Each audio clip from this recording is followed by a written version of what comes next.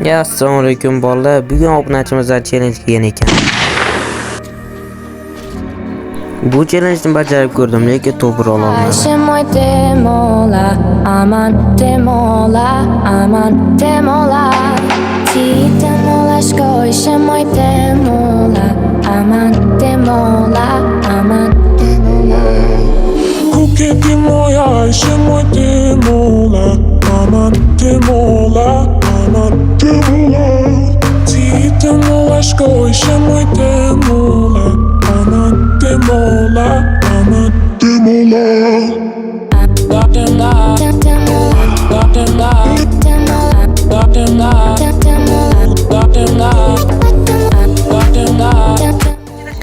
Sherigim afaki bo'lib qolgan juzni fight qilishga majbur bo'ldim.